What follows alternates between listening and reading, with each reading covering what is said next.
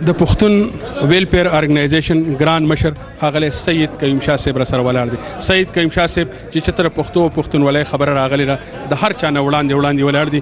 پیر صاحب ستړي مشي. مهرباني جی ډېره مهرباني. ثانک یو ویری مچ. څنګه چې تاسو په دا نننی پروګرام د میرامان د ناظم اعلی جوړېدو په خوشحالۍ کې وشو په دې اړه ستاسو څه تاثرات یې نننۍ غونډه وکړه؟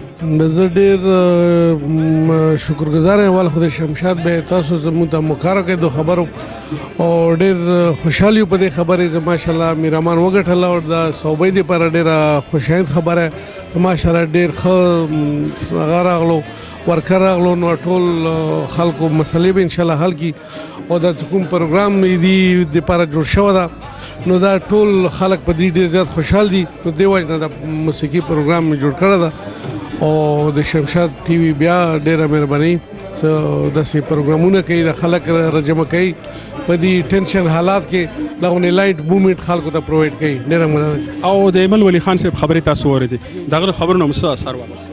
ایمل ولی خان صاحب هو لکه مو سره ډېر پاتې شوی دا ډېر لکه پرسنل گپ شپ ناست پاسته مو سره خو دومره چینجز ورکې مو ولیدو دومره په دوه درو کالو کې دا لکه دې خبرو کې کوم وسطه کوم نظریه کوم فکر کوم سوچ لري نو حقیقت زه خو نه ډېر زیات متاثر شوم.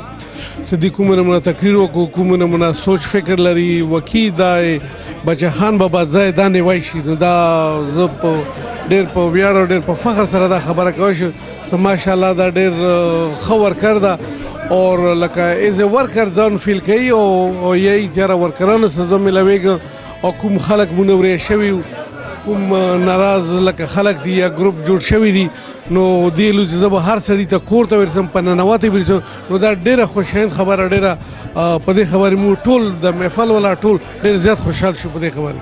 ډېره مننه پیر صاحب. مهرباني جی. ثانک یو.